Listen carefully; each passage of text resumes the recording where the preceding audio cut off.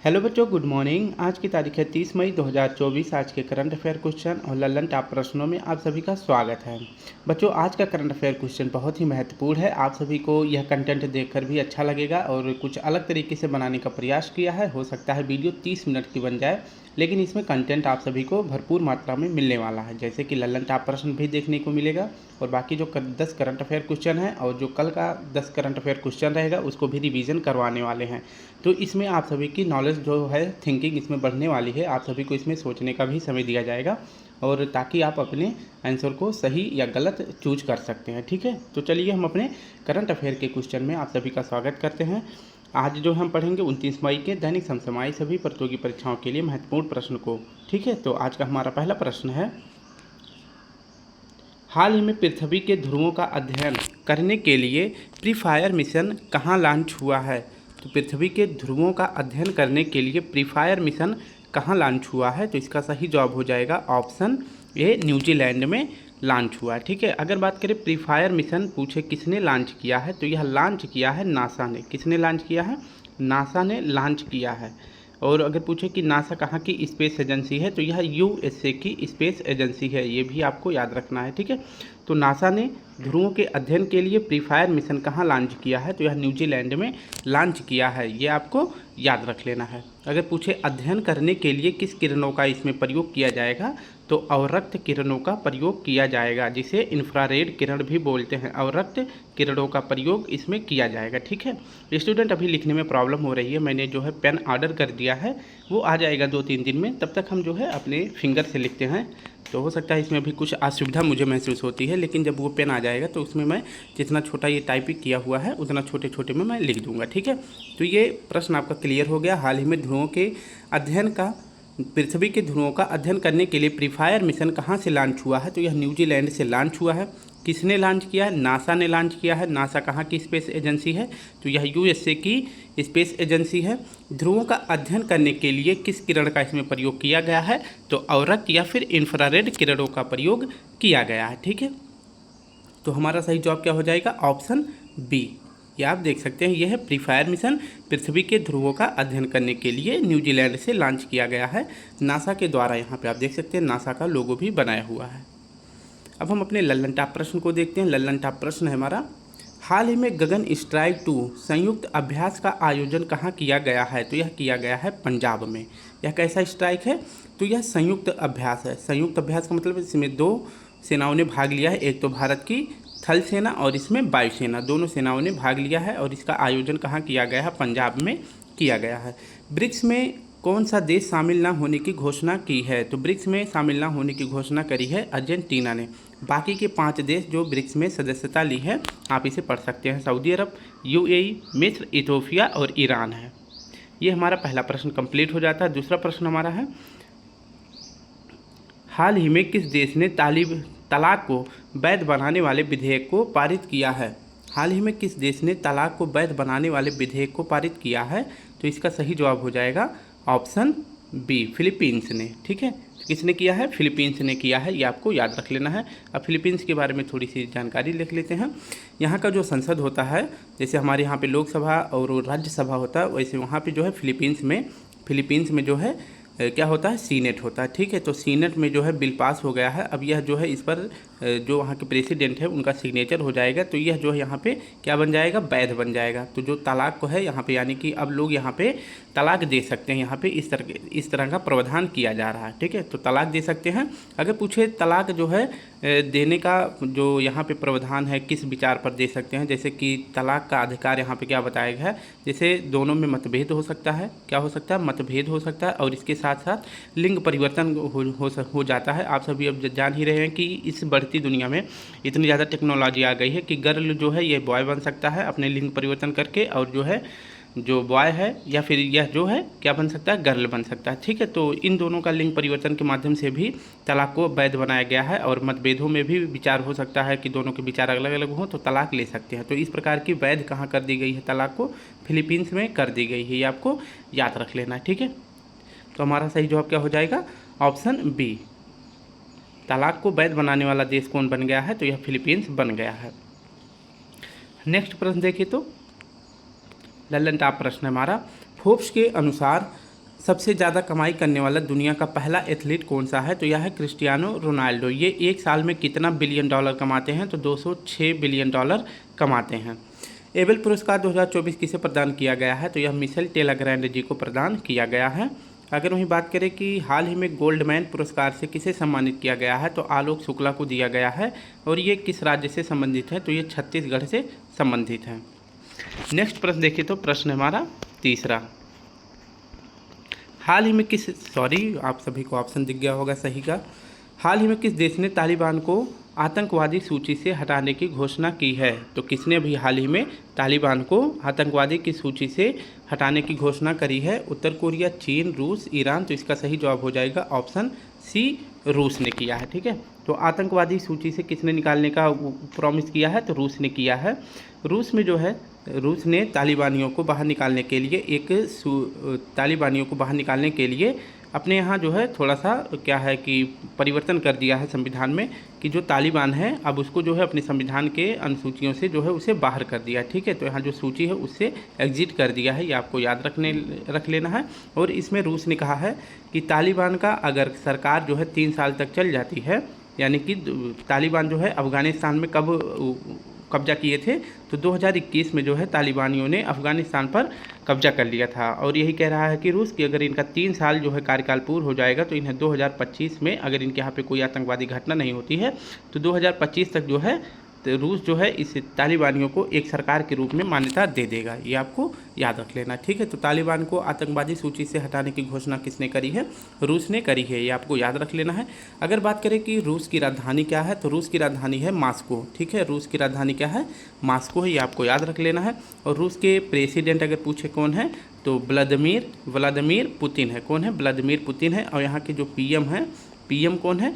तो Mikhail Mishustin है। Mikhail Mishustin है, ये आपको याद रख लेना है। ठीक है, अगर पूछे रूस जो है ये किस महाद्वीप में स्थित है, तो रूस जो है एशिया प्लस यूरोप महाद्वीप में स्थित है। और यह विश्व का सबसे बड़ा देश है। ठीक है, तो विश्व का सबसे बड़ा कंट्री कौन सा है? यह रूस है। और हमारे प्रश्न का सही जवाब क्या हो जाएगा? तालिबान को आतंकवादी की सूची से हटाने की घोषणा किसने करी है? तो रूस ने करी है। ऑप्शन सी सही हो जाएगा। नेक्स्ट प्रश्न देखिए, तो प्रश्न है हमारा तीसरा, हुइटली अवार्ड से किसे सम्मानित किया गया है? तो यह पूर्णिमा देवी बर्मन जी को दिया गया है। हुइटली अवार्ड को जो है ग्रीन अवार्ड भी कहते हैं। क्या कहते हैं? ग्रीन अवार्ड भी कहते हैं। और यह किसे दिया गया है? पूर्णिमा देवी जी को दिया गया है। और ये किस राज्य से संबंधित है? तो ये असम से संबंधित है। महिला फीफा विश्व कप 2027 का आयोजन कहाँ पे होगा? तो इसका आयोजन किया जाएगा ब्राज़ील में। इटालियन ओपन का खिताब अभी हाल ही में किसने जीता है? तो ईगा स्विएटेक जी ने जीता है। और ये कहाँ की है? ये पोलैंड की है। नेक्स्ट है हमारा चौथा प्रश्न, हाल ही में किस देश के माउंट मुंगालो में भूस्खलन से 2000 लोग लापता हुए हैं? तो कहाँ पर जो है लैंडस्लाइड हुआ है जिससे वहाँ पे के 2000 लोग लापता हो गए हैं, ये आप सभी को बताना है। तो इसका सही जवाब क्या हो जाएगा? इसका सही जवाब हो जाएगा option B, Papua New Guinea में ऐसा हुआ है। तो माउंट मुंगालो यह एक प्रांत है। ठीक है, यह एक प्रांत है, जैसे हमारे यहाँ पे एक ज़िला होता है उसी तरह से वहाँ पे एक प्रांत है। और उस प्रांत के अंतर्गत अगर पूछे, जैसे हमारे यहाँ पे क्या है, उत्तर प्रदेश एक प्रांत मान लीजिए, एक प्रांत है। और उत्तर प्रदेश में कितने ज़िले हैं? 75 ज़िले हैं। ठीक है, कितने ज़िले हैं? 75 ज़िले हैं। वैसे माउंट मुंगालो एक मान लीजिए एक राज्य है। और यहाँ पे एक ज़िला है जिसका क्या नाम है? एंगा प्रांत। ठीक है, यहाँ पे एक ज़िला है जिसका नाम है एंगा प्रांत। यहाँ पे जो है भूस्खलन हुआ है। और भूस्खलन में यहाँ पे कितने लोग लापता हो गए हैं? तो भूस्खलन के माध्यम से यहाँ पे जो है 2000 लोग लापता हो गए हैं। और यह अगर पूछे भूस्खलन कितने किलोमीटर के रेंज में हुआ था, तो 1 किलोमीटर के रेंज में यह भूस्खलन हुआ था। ठीक है, 1 किलोमीटर के रेंज में यह भूस्खलन हुआ जिससे कि 2000 लोग लापता हो गए हैं। और ये ऐसी घटना कहाँ पे देखी गई है? तो माउंट मुंगालो में देखी गई है, जो कि पापुआ न्यू गिनी में है। ठीक है, तो ये आप सभी को याद रख लेना है। अगर नेक्स्ट बात करें कि इस प्रकार से मतलब भूस्खलन क्यों देखा गया है, यहाँ पे सबसे ज़्यादा मतलब भूस्खलन क्यों देखा गया इतने बड़े क्षेत्र में, क्योंकि आप सभी को पता है कि सबसे ज़्यादा जो है सदाबहार वन पूछे या फिर सबसे ज़्यादा जैव विविधता बायोडाइवर्सिटी कहाँ पाई जाती है, तो सबसे ज़्यादा जैव विविधता कहाँ पाई जाती है, तो पहले नंबर पर पाया जाता है अमेजन में। कहाँ पाया जाता है? अमेजन वर्षा वन में, जो कि ब्राज़ील का क्षेत्र है। और दूसरे नंबर पर कहाँ पाया जाता है? कांगो में पाया जाता है। ठीक है, तो कांगो में पाया जाता है। और तीसरा अगर पूछे सबसे ज़्यादा जैव विविधता कहाँ पाया जाता है, तो वह पाया जाता है माउंट मुंगालो में। ठीक है, यानी कि एंगा प्रांत में, एंगा प्रांत में सबसे ज़्यादा जैव विविधता देखने को मिलता है। तो यहाँ पे नमी और आर्द्रता दोनों जो है, वर्षा भी होता है और यहाँ पे जो है क्या रहता है, नमी भी रहती है। तो इससे जो है बताया गया है कि यहाँ पे सबसे ज़्यादा रीजन किसका है, जैव विविधता का है, भूस्खलन होने का। ठीक है, तो ये आपको याद रख लेना है। सबसे ज़्यादा कहाँ देखा गया है, तो यह देखा गया है पापुआ न्यू गिनी में। तो हमारा ऑप्शन सही हो जाएगा ऑप्शन बी। ठीक है, तो ये देख सकते हैं यहाँ पे जो है लोग मर ही गए होंगे। मान लीजिए जो 2000 लोग नहीं मिल रहे हैं, भूस्खलन के माध्यम से ज़मीन में धंस गए होंगे, दब गए होंगे, तो हो सकता है कि वो मर भी गए हों। अगर नेक्स्ट बात करें ललन टॉप प्रश्न की, G7 2024 का आयोजन कहाँ किया जा रहा है, तो इसका आयोजन किया जाएगा इटली में। हाल ही में एथलेटिक्स फेडरेशन ऑफ इंडिया का प्रायोजक कौन बना है, तो यह पूमा इंडिया बना है। हाल ही में राष्ट्रीय महिला हॉकी लीग का आयोजन कहाँ किया गया है, तो राष्ट्रीय महिला हॉकी लीग का आयोजन किया गया है रांची में। रांची यह किसकी राजधानी है, तो यह झारखंड की राजधानी है। किसकी है, तो यह झारखंड की राजधानी है, ये आपको याद रख लेना है। अगर इसमें पूछे कि जो है महिला हॉकी लीग का आयोजन का जो प्रायोजक बना है, कौन सा कंपनी प्रायोजक बना है, तो यह बना है कोका कोला बना है। ठीक है, कोका कोला कंपनी बना है। नेक्स्ट प्रश्न है हमारा 5वां, हाल ही में विश्व भूखमरी 2024 कब मनाया गया है, तो विश्व भूख दिवस कब मनाया गया है, सॉरी क्या लिखा है, तो विश्व भूख दिवस 2024 कब मनाया गया है, तो यह मनाया गया है ऑप्शन डी 28 मई को। कब मनाया गया है, तो 28 मई को मनाया गया है। विश्व भूखमरी, बार बार भूखमरी आ रहा है, तो अभी उसका भी इंडेक्स देख लेते हैं। विश्व भूख दिवस यह जो है कब मनाया जाता है, तो यह मनाया जाता है 28 मई को। ये आपको याद रख लेना है कब मनाया जाता है, तो यह 28 मई को मनाया जाता है। और इसमें जो है 28 मई को ही क्यों मनाया जाता है, क्योंकि अमर्त्य सेन जो कि एक फेमस अर्थशास्त्री हैं, अमर्त्य सेन, इन्होंने जो है 1998 में, इन्हें जो है 1998 में जो है अमर्त्य सेन जी को क्या मिला था, अर्थशास्त्र का नोबेल पुरस्कार दिया गया था। तो कब दिया गया था, तो 1998 में अर्थशास्त्र का नोबेल पुरस्कार किसे दिया गया था, तो अमर्त्य सेन जी को दिया गया था। क्यों दिया गया था, क्योंकि अमर्त्य सेन जी ने जो हंगर प्रोजेक्ट है इस पर जो है इन्होंने काफ़ी कार्य किया था। ठीक है, काफ़ी कार्य किया था कि भूखमरी के लिए किस देश में किस प्रकार की सुविधा होनी चाहिए। तो इसमें इन्होंने महत्वपूर्ण सुविधाएं बताई थी। और कब बताई थी, तो 28 मई को बताई थी। इसलिए जो है विश्व भूख दिवस जो है 28 मई को मनाया जाता है। अगर पूछे कि इस बार जो है विश्व भूख दिवस की थीम क्या रखी गई है, तो इसकी थीम रखी गई है, थीम क्या रखी गई है, इसकी थीम रखी गई है संपन्न माताएं। संपन्न माताएं, इसमें पता है लिखने में दिमाग में थोड़ा सा कंसंट्रेशन अच्छी तरह से नहीं हो पा रहा है। तो संपन्न माताएं और इसके बाद संपन्न विश्व इसकी थीम है। क्या है, संपन्न माताएं और संपन्न विश्व जो है इसकी थीम है। थोड़ा सा सुनने पे ज़्यादा गौर करेंगे, याद हो जाएगा। जब मैं पेन ले लूँगा तो अच्छी तरह से लिखूँगा और तब जो है लिखने पर भी ज़्यादा अच्छी तरह से ध्यान जाएगा। पता है इतनी छोटी सी स्क्रीन में हाथ से लिखने में प्रॉब्लम हो रही है। तो इसकी थीम क्या रखी गई है, संपन्न माताएं संपन्न विश्व, विश्व भूख दिवस की थीम 2024 में रखी गई है। तो हमारा सही जवाब क्या हो जाएगा, विश्व भूख दिवस कब मनाया गया है, तो यह 28 मई को मनाया गया है। नेक्स्ट अगर प्रश्न की बात करें, ओलंपिक में भारत को पहला पदक किस महिला ने जिताया था, तो यह कर्णम मल्लेश्वरी जी ने जिताया है। भारतीय ओलंपिक समिति का अध्यक्ष किसे चुना गया है, तो पीटी उषा जी को चुना गया है। नेक्स्ट है, वित्त वर्ष 2024 में PSU बैंकों में सर्वाधिक बिजनेस ग्रोथ किस बैंक ने हासिल किया है, तो बैंक ऑफ महाराष्ट्र ने हासिल किया है। नेक्स्ट प्रश्न है हमारा 6वां, नार्वेस्टर्स का अध्ययन करने वाला भारत का पहला शोध केंद्र कहाँ प्रारंभ होगा, तो नार्वेस्टर्स का अध्ययन करने वाला भारत का पहला शोध केंद्र कहाँ प्रारंभ होगा, तो इसका सही जवाब हो जाएगा ऑप्शन बी, उड़ीसा में प्रारंभ होने वाला है।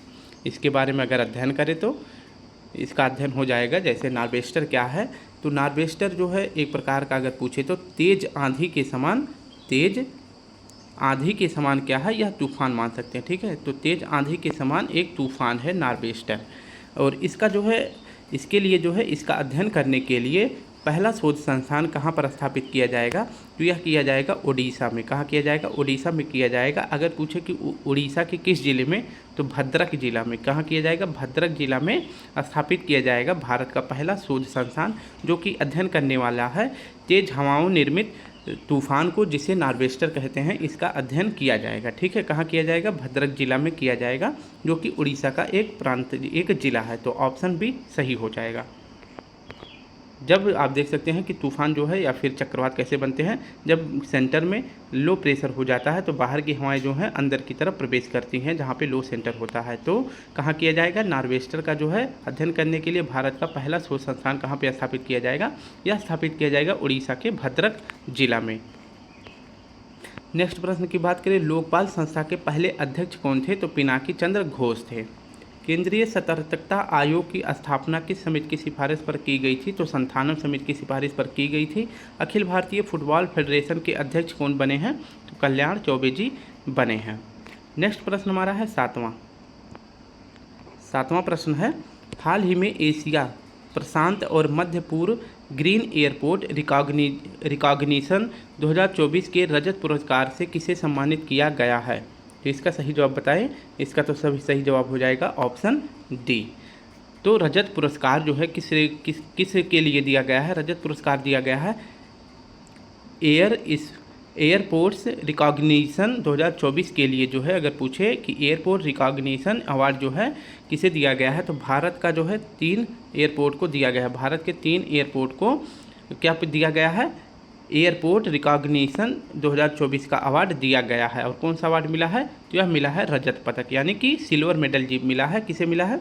नई दिल्ली को, बेंगलुरु को और लखनऊ को दिया गया है। और अगर पूछे कि दिल्ली के किस एयरपोर्ट को दिया गया है, तो दिल्ली के इंदिरा गांधी एयरपोर्ट को दिया गया है। बेंगलुरु के किस एयरपोर्ट को दिया गया है? तो कैंप गोड़ा एयरपोर्ट को दिया गया है। जबकि लखनऊ का पूछे किसे दिया गया है, तो चौधरी चरण एयरपोर्ट को दिया गया है। ठीक है, तो एयरपोर्ट रिकॉग्निशन 2024 के रजत पुरस्कार से भारत के 3 हवाई अड्डों को सम्मानित किया गया है। एक तो है इंदिरा गांधी, दूसरा है कैंपगोड़ा और तीसरा है चौधरी चरण सिंह। तो ये तीनों आपको याद रख लेना है। ठीक है, नेक्स्ट अगर प्रश्न बात करें तो हाल ही में सुल्तान अजलान शाह कप का विजेता कौन बना है? तो फाइनल मुकाबला हुआ था जापान और पाकिस्तान में। तो जापान इसमें जीत जाता है और पाकिस्तान इसमें हार जाता है। और इसका हर बार आयोजन कहाँ किया जाता है? मलेशिया में किया जाता है। विश्व पैरा एथलेटिक्स चैंपियनशिप में महिलाओं की 400 मीटर दौड़ में विश्व रिकॉर्ड किसने बनाया है? तो बनाया है दीप्ति जीवन जी ने। और इसका आयोजन, विश्व पैरा एथलेटिक्स चैंपियनशिप का आयोजन जो है कहाँ किया गया था? तो जापान में इसका आयोजन किया गया था। हाल में भारतीय सेना को AK-203 असॉल्ट राइफल किसकी मदद से बना है? तो जो भारतीय सेना को AK-203 असॉल्ट राइफल सौंपी गई है, यह किस देश की सहायता से बनाया गया है? तो यह रूस की सहायता से बनाया गया है। और कहाँ बनाया गया था? तो कोरबा उत्तर प्रदेश में बनाया गया था। नेक्स्ट प्रश्न है हमारा 8वां, हाल ही में शारजाह शतरंज चैलेंजर्स 2024 का खिताब किसने जीता है? तो आप सभी को बताना है कि शारजाह शतरंज चैलेंजर्स 2024 का खिताब किसने जीता है? तो यह जीता है ऑप्शन ए दिव्या देशमुख जी ने। किसने जीता है? दिव्या देशमुख जी ने जीता है। अगर पूछे शारजाह शतरंज चैलेंजर्स 2024 का आयोजन, अगर पूछे इसका आयोजन कहाँ पे किया गया था, तो इसका आयोजन किया गया था UAE में। ठीक है, यूनाइटेड अरब अमीरात में इसका आयोजन किया गया था। तो हमारा सही जवाब क्या हो जाएगा? Option A. ठीक है, तो पहला ऑप्शन हमारा सही हो जाएगा। 2-3 ऑप्शन और देख लेते हैं, जैसे आर वैशाली जी के बारे में अगर बात करें तो ये भारत की जो है 84वें नंबर की ग्रैंड मास्टर है। किसने क्रम की? तो 84वें क्रम की ग्रैंड मास्टर है। वहीं अगर पूछे कि भारत के नवीनतम ग्रैंड मास्टर, अगर पूछे कि नवीनतम या फिर कहें 50वें ग्रैंड मास्टर कौन बने हैं, तो यह बने हैं श्याम निखिल जी। और ये कहाँ के हैं? तो ये हैं तमिलनाडु राज्य के। ये आपको याद रखना है। ठीक है, तो हमारा सही जवाब हो जाएगा ऑप्शन ए शारजाह शतरंज चैलेंजर से 2024 का खिताब किसने जीता है? तो यह जीती हैं दिव्या देशमुख जी। ये हैं दिव्या देशमुख जी। और इसका आयोजन कहाँ किया गया था? तो यह UAE में किया गया था। 9वां प्रश्न है हमारा, हाल ही में गेल इंडिया लिमिटेड का पहला ग्रीन हाइड्रोजन प्लांट कहाँ प्रारंभ हुआ है? तो गेल इंडिया लिमिटेड का पहला ग्रीन हाइड्रोजन प्लांट कहाँ प्रारंभ हुआ है? तो इसका सही जवाब हो जाएगा ऑप्शन बी। कहाँ किया गया है? मध्य प्रदेश में किया गया है। तो इसका सही जवाब हो जाएगा ऑप्शन सी। अब इसके बारे में व्याख्या करें तो गेल का फुल फॉर्म क्या होता है? गेल का फुल फॉर्म होता है गैस, एक शब्द देखेंगे, gas authority of India limited, gas authority of India limited, यह इसका फुल फॉर्म होता है। ठीक है, तो इसे आप याद रखेंगे। इसने अभी हाल ही में मध्य प्रदेश के ज़िले में जो है, किस ज़िले में, विजयनगर ज़िले में, मध्य प्रदेश के विजयनगर ज़िले में जो है भारत का पहला ग्रीन हाइड्रोजन प्लांट शुरू किया है। कहाँ पे? मध्य प्रदेश में शुरू किया है। और अगर पूछे प्रति वर्ष यहाँ पे प्रतिदिन, प्रति वर्ष छोड़ देते हैं, प्रतिदिन जो है कितना हाइड्रोजन उत्पादन करने वाला है, तो 4.3 टन, या जो है 4.3 टन पर डे जो है यह हाइड्रोजन उत्पादन करने वाला है। कितना? 4.3 टन पर डे यह जो है हाइड्रोजन उत्पादन करने वाला है। और जो है गेल के द्वारा भारत का पहला ग्रीन हाइड्रोजन प्लांट कहाँ लगाया गया है? मध्य प्रदेश के विजयनगर में लगाया गया है। तो हमारा ऑप्शन सी सही हो जाएगा। ठीक है, तो गेल के द्वारा लगाया गया है भारत का पहला ग्रीन हाइड्रोजन प्लांट। कहाँ लगाया गया? विजयनगर, मध्य प्रदेश में लगाया गया है। नेक्स्ट प्रश्न की बात करें, हाल ही में किस दिव्यांग खिलाड़ी को अर्जुन अवार्ड से सम्मानित किया गया है? तो इसका सही जवाब हो जाएगा शीतल देवी। कौन सा क्या सही हो जाएगा? शीतल देवी। और ये अगर पूछे ये किस राज्य से संबंधित है, तो ये जम्मू कश्मीर यूटी से संबंधित है। यूनिसेफ की मदद से विकसित आपदा प्रबंधन प्लेटफॉर्म ड्रीम्स किसने लॉन्च किया है? तो ड्रीम्स जो है किसकी मदद से लॉन्च किया गया है? तो यूनिसेफ की मदद से लॉन्च किया गया है। और कहाँ लॉन्च किया गया है? तो असम में लॉन्च किया गया है। नेक्स्ट प्रश्न की बात करें, हाल ही में बैकाशी विसागम उत्सव कहाँ मनाया गया है? बैकाशी विसागम उत्सव कहाँ मनाया गया है? तो यह तमिलनाडु में मनाया गया है। तो इसका हमारा सही जवाब क्या हो जाएगा? ऑप्शन ए, बैकाशी विसागम उत्सव कहाँ मनाया जाता है? तमिलनाडु में मनाया गया है। तो हमारा सही जवाब हो जाएगा ऑप्शन ए। ठीक है, नेक्स्ट प्रश्न देखें तो हाल ही में निर्वाचन आयोग ने किसे यूथ आइकन नामित किया है? तो अभी हाल ही में यूथ आइकन बनाया गया है आयुष्मान खुराना जी को। भारतीय मूल के तमिलों के 2 वर्ष पूरा होने के उपलक्ष्य में जारी किया गया पहला डाक टिकट किसे प्राप्त हुआ है? तो भारतीय मूल के तमिलों का 200 वर्ष पूरा होने के उपलक्ष्य में एक टिकट जारी किया गया है। और यह पहला टिकट किसे दिया गया है? तो श्री रविशंकर जी को दिया गया है। और यह जो है पुरस्कार जो है, यह टिकट जो है कहाँ प्रदान किया गया है? तो श्रीलंका में प्रदान किया गया है। अब हम कल का रिवीजन कर लेंगे, यही लास्ट पॉइंट हम पढ़ लेते हैं।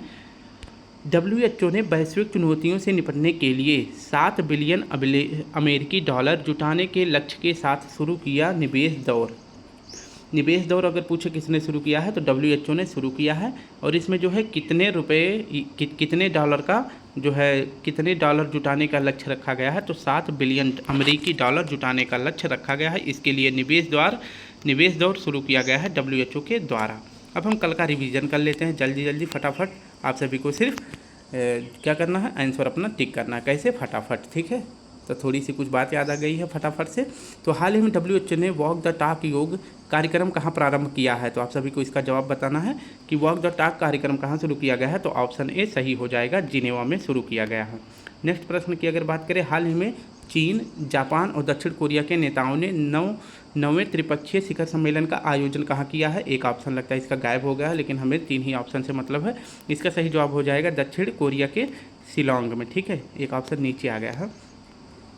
नेक्स्ट प्रश्न की बात करें, हाल ही में लिथुआनिया का नया राष्ट्रपति किसे चुना गया है? तो इसका सही जवाब हो जाएगा option C, Gitanas Nauseda. Option C सही हो जाएगा। चौथा प्रश्न है, हाल ही में किस देश ने अपने राष्ट्रपति के दर्शन पर आधारित AI मॉडल लॉन्च किया है? तो इसका सही जवाब हो जाएगा ऑप्शन सी नहीं होगा, इसका सही जवाब हो जाएगा ऑप्शन डी, चीन। नेक्स्ट प्रश्न हमारा 5वां, हाल ही में ASMPAR परमाणु वायु प्रक्षेपित क्रूज मिसाइल का पहला सफल परीक्षण किसने किया है? तो इसका सही जवाब हो जाएगा ऑप्शन ए, फ्रांस ने किया है, जो कि परमाणु हथियार ले जाने में सक्षम है। नेक्स्ट है हमारा, हाल ही में तमिलनाडु की आइडल बिंग CID ने किस देश से डांसिंग कृष्णा की मूर्ति वापस लाने की घोषणा करी है? तो थाईलैंड के बैंकॉक शहर से डांसिंग कृष्णा को जो है कहाँ लाया जाएगा? तमिलनाडु में लाया जाएगा। किसके द्वारा? आइडल बिंग CID के द्वारा लाया जाएगा। अगर पूछे कि डांसिंग कृष्णा किस वंश से संबंधित मूर्ति है, तो इसे बनाया गया था चोल वंश के द्वारा। हाल ही में चर्चा में रही चेरापूंजी जिन का संबंध किसी से है? तो जिन मतलब होता है शराब, तो चेरापूंजी जिन का संबंध हो जाएगा ऑप्शन डी, शराब से। और यह कहाँ का है? मेघालय का है। नेक्स्ट है हमारा 8वां प्रश्न, हाल ही में उज्बेकिस्तान एशियाई जिम्नास्टिक चैंपियनशिप में स्वर्ण पदक जीतने वाली पहली भारतीय जिम्नास्ट कौन बनी है? तो इसका सही जवाब हो जाएगा ऑप्शन ए, दीपा कर्माकर जी बनी है। सुनीता शर्मा नहीं है, ऑप्शन ए हो जाएगा। ठीक है, ये आंसर गलत दिया गया है। वर्ष 2023-24 में भारत का सबसे अधिक व्यापार घाटा किसके साथ है, यानी कि हम किस देश से सबसे ज़्यादा सामान को अपने देश में मंगाते हैं और कितने सामान को सबसे कम मात्रा में निकालते हैं। ठीक है, तो भारत सबसे कम निकालता है और सबसे ज़्यादा मंगाता है, इसे ही बोलते हैं जब सबसे ज़्यादा आए और उसी देश में सबसे कम भेजा जाए तो उसे व्यापार घाटा बोलते हैं। और सबसे ज़्यादा हमारा व्यापार घाटा किसके साथ है, चीन के साथ। ऑप्शन ए और ऑप्शन सी हमारा सही हो जाएगा। अगर पूछे कि हमारा जो है व्यापार जो है लाभ किसके साथ है, तो हमारा व्यापार लाभ है यूएसए के साथ, यानी कि हम जो है यूएसए में सामान ढेर सारा भेजते हैं जबकि हम यूएसए से थोड़ी मात्रा में ही सामान मंगाते हैं। तो ऑप्शन ए मतलब हमारा चीन के साथ घाटा है और यूएसए के साथ फ़ायदा है। ठीक है, नेक्स्ट हमारा और आज का आखिरी प्रश्न है, हाल ही में PLFS सर्वेक्षण के अनुसार जनवरी से लेकर मार्च 2024 में तिमाही में सर्वाधिक युवा बेरोजगार कहाँ दर्ज हुआ है। तो सबसे ज़्यादा युवा बेरोजगार देखे गए हैं केरल में। अगर पूछे दूसरे नंबर पर जम्मू कश्मीर है। लेकिन अगर पूछे कि सबसे ज़्यादा महिलाओं में बेरोजगारी कहाँ देखी गई है, तो महिलाओं में यानी फीमेल में सबसे ज़्यादा बेरोजगारी देखी गई है जम्मू कश्मीर में, जबकि पुरुषों में केरल में देखा गया है। अगर पूछे सबसे ज़्यादा सबसे कम यानी कि सबसे न्यूनतम जो है बेरोजगारी कहाँ देखी गई है, तो यह देखी गई है दिल्ली में। चाहे वह मेल हो या फीमेल हो, दोनों कैटेगरी में जो है सबसे कम बेरोजगारी दिल्ली में देखी गई है। तो स्टूडेंट, इस प्रकार से मैंने आप सभी को रिवीजन भी करवा दिया और 10 करंट अफेयर क्वेश्चन भी करा दिए, लल्लन टॉप भी करा दिए और कितने मिनट में करा दिए हैं, 26 मिनट में करा दिया। थोड़ी जल्दी जल्दी बोलते हैं ताकि वीडियो ज़्यादा बड़ी ना हो, इसी में थोड़ी सा ऊट पटांग जुबान से इधर उधर कुछ निकल जाता है। ठीक है, जैसे कि फटाफट निकल जाता है। ठीक है, अब बात करते हैं आप सभी के लिए। तो आप सभी से रिक्वेस्ट है, प्लीज़ स्टूडेंट आप सभी को इसका जवाब जो है कमेंट बॉक्स में ज़रूर देना है। ठीक है, तो प्रश्न है आप सभी के लिए, हाल ही में विश्व मेट्रोलॉजी दिवस 2024 कब मनाया गया है। तो कब मनाया गया है इसको भी बताना है और साथ साथ में इसकी थीम 2024 में क्या रखी गई है। तो ये 2 पॉइंट आप सभी के लिए। ठीक है, एक तो बताना है मेट्रोलॉजी दिवस 2024 कब मनाया गया है और दूसरा बताना है कि इसकी थीम क्या रखी गई है। तो 2 प्रश्न आप सभी को कमेंट बॉक्स में ज़रूर बताना है। आप सभी से रिक्वेस्ट है कि प्लीज़ थोड़ा सा सपोर्ट करें, वीडियो बनाने में टाइम लगती है। जब पेन आ जाएगा तो मैं थोड़ी अच्छी तरह से लिखने लग जाऊँगा, क्योंकि फिंगर से लिखने में जो है दिखता भी नहीं है स्क्रीन, और इस वजह से काफ़ी बड़े बड़े अक्षर भी लिखने पड़ते हैं। ठीक है, तो अगर वीडियो अच्छी लगे तो प्लीज़ स्टूडेंट वीडियो को ज़्यादा से ज़्यादा लाइक करें, शेयर करें और कमेंट जरूर करें। ये जो आप सभी को क्वेश्चन दिया गया है इसका जवाब जरूर दें। तो चलिए कल फिर मिलते हैं, तब तक के लिए आप सभी को प्यारा सा जय हिंद, जय भारत।